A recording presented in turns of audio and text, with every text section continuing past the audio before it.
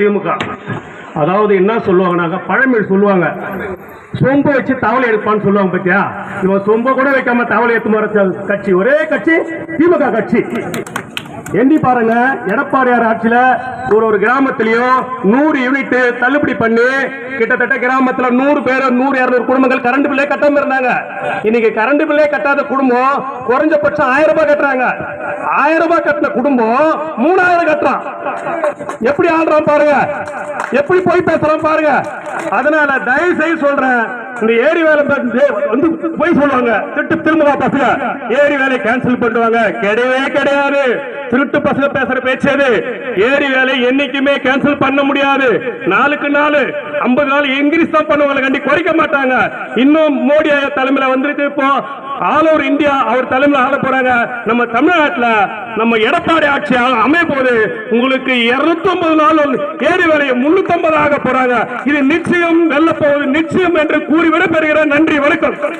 மிக சிறப்பாக ஒரு கூட்டணியில் இணைந்து அனைவரும் நமது தெருமுனை பிரச்சாரத்திற்கு வந்திருக்கிற அனைவருக்கும் முதற்கண் வணக்கத்தை தெரிவித்துக் கொள்கிறேன்.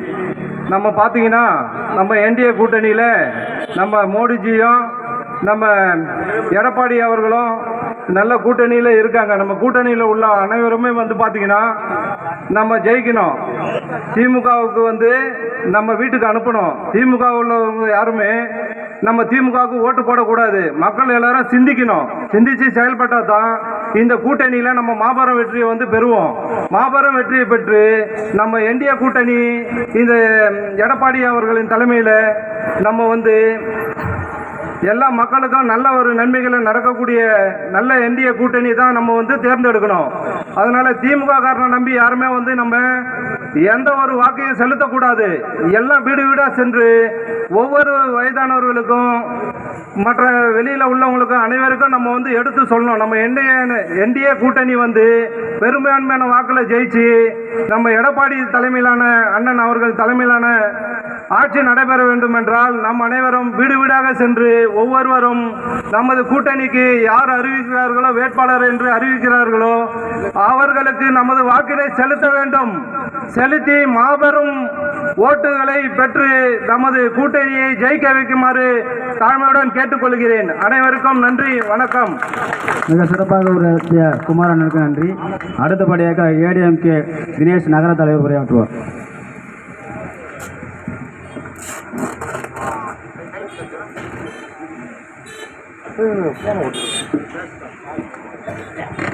வணக்கத்துக்குரிய பொன்மனச்சம்மல் புரட்சித் தலைவர் எம்ஜிஆர், புரட்சித் தலைவர் அம்மா அவர்களை வணங்கி வருங்கால முதலமைச்சர் அண்ணன் எடப்பாடியார் இந்த பாரதத்தை உலகம் போற்றும் உத்தம தலைவர் பிரதமர் நரேந்திர மோடி அவர்களை வணங்கி இன்று திமுக ஆட்சியின் அவல நிலையை பற்றி சொல்லணும். திமுக நிலை அவல நிலை தான். ஆட்சியை பற்றியும் அவல நிலைகளை பற்றியும் சொல்லவே கூடாது. இன்னைக்கு வந்து ஒரு 5000 ரூபாய் கொடுத்துட்டு அவங்க காலரை தூக்கிட்டு சுத்திங்கிறாங்க மொத்த பேரும். நம்ம ஜெயிச்சிடலான்ட்டு நீங்க வந்து கொஞ்சம் யோசனை பண்ணணும். இந்த 5 வருஷம் இல்லாம இப்ப வந்து 5000 ரூபாய் கொடுக்குறாரு. 5000 ரூபாய் எதுக்கு கொடுக்குறாரு? இவ்வளவு நாள் கோடை நாள் இல்லைன்ட்டு. கோடை காலம் இவ்வளவு 4 வருஷமா இல்லையா? நம்ம எல்லாம் பனிக்கினி பெஞ்சது எல்லாம் ஊட்டி கொடைக்கானல் இந்த மாதிரி இவ்வளவு வருஷம் 2000 ரூபாய் கொடுத்துருன்றாரு. தயவு செய்து சொல்றேன் மக்களே, நீங்க வந்து ஏமாத்தத்துக்கு எல்லாம் தயாராகிறாங்க. இன்னொரு விஷயம், நான் வீட்டில் இருக்கிற பெண் குழந்தைங்க இன்னைக்கு ஒரு குழந்தைங்களை பார்த்தா பயமா இருக்குது. யார் என்ன பண்றாங்கன்னா அது முன்னாடி பார்த்தா இவன் தூக்கின்னு போயிடுறான், அவன் தூக்கின்னு போயிடுறான். குழந்தைங்களை ஒரு சின்ன கடைக்கு கூட அனுப்ப முடியாது போகுது. +2 படிக்கிற பசங்கள்லேருந்து சின்ன குழந்தைங்கள்லேருந்து எல்லாமே எல்லாத்துக்கும் தப்பு பண்ற மொத்த பேர் யாரும் பார்த்தோம்னா இந்த திமுக காரன் தான். இவனுங்களை தவிர வேறு யாரும் கிடையாது. இந்த நேற்றுக்கு குற்றவாளி கண்டுபிடிச்சிக்கிறாங்க. அவன் ஒரு அக்யூஸ்டு, 1ஆம் நம்பர் அக்யூஸ்டு. அதாவது அவன் வந்து ஆயுள் தண்டனை கைதி. அவனை வந்து வெளில நடமாட விட்டுட்டு நேற்று கண்டுபிடிச்சி நேற்று வந்து இவனுங்களை வந்து எப்படி கொலை பண்ண ஏது பண்ணட்டு இப்போ வந்து காமிக்கிறாங்க. ஏன் அவனெல்லாம் முன்னாடியே வந்து கண்ட்ரோல் பண்ணி எல்லாரும் பிடிச்சிருந்தா இன்னைக்கு ஒரு உயிர் போயிருமா? விளையாட்டு குளத்தில் தூத்துக்குடி மாவட்டத்தில் அந்த சம்பவம் சொல்கிறேன். அது மாதிரி ஏனாட்டா இதே இதில் நேற்று செய்யூரில் நடந்தது. இதே ஒரு 14 வயசு குழந்தை. அது யார் பார்த்தான்னு பார்த்தா அவனும் திமுக தான்.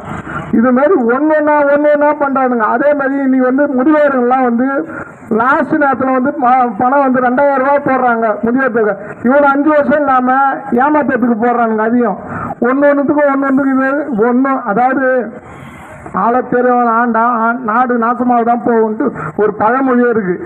அதனால் நீங்கள் எல்லாரும் சிந்தித்து செயல்படணும்.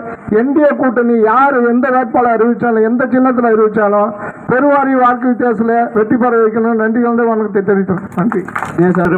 கலந்து கொண்டிருக்கும் திருப்பூர் தொகுதியின் மேற்பார்வையாளர் மேலிட பார்வையாளர் திரு குடிசை தேவநாத் அவர்களையும் எங்கள் மாவட்ட ஒன்றிய கிளை நகர பொறுப்பாளர்களையும்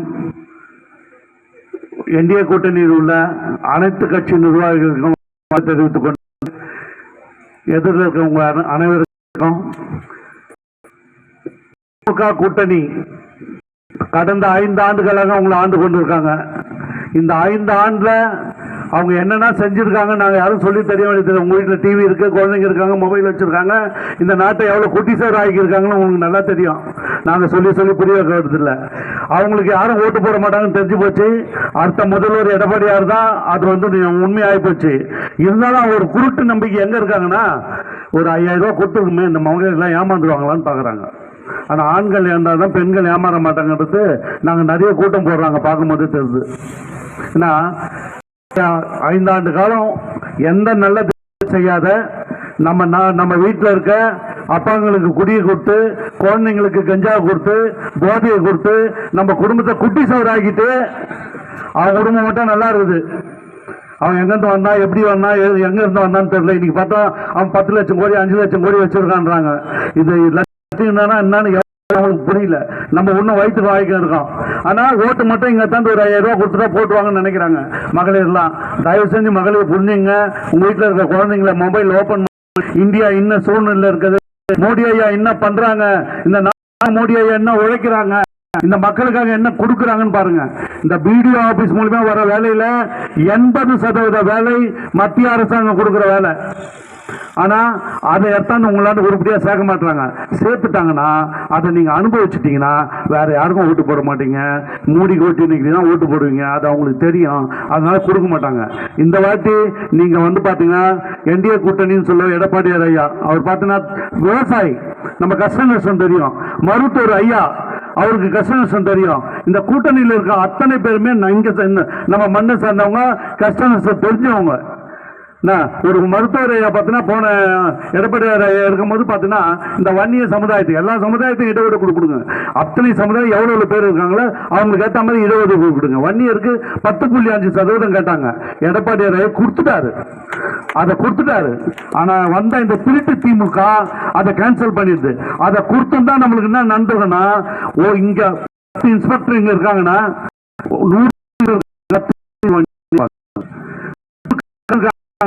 வண்டியரா இருப்பாங்க. 10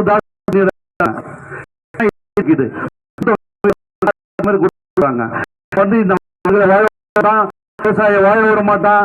இப்ப யாருமே முதல்வரையோ அவங்க மதிக்கல, அவங்க தெரியாது. மக்கள் இன்னும் மரியாதை கொடுக்குறாங்கன்னா இந்த போலீஸை வச்சு மிரட்டிக்கின்னு இருக்காங்க. போலீஸ்னு ஒண்ணு இல்லைன்னா அவங்கள மதிக்கிறதுக்கு நாதி கிடையாது. இதான் உண்மை. தயவு செஞ்சு புரிஞ்சுங்க. வரும் எலெக்ஷன்ல சிந்திச்சு செயல்படுங்க. எந்த என்டிஏ கூட்டணி வர வைங்க, வெற்றி வாய்ப்பை கொடுங்க. நன்றி, வணக்கம். சக்தி என்ற பொறுப்பாளர் திரு ராஜேந்திரன், திரு சின்னராஜ் இவர்கள் தான், அவங்க உழைப்பில் தான் இந்த கூட்டம் நடைபெற்று கொண்டிருக்கிறத நான் பெருமையாக தெரிவித்துக்கிறேன். நன்றி.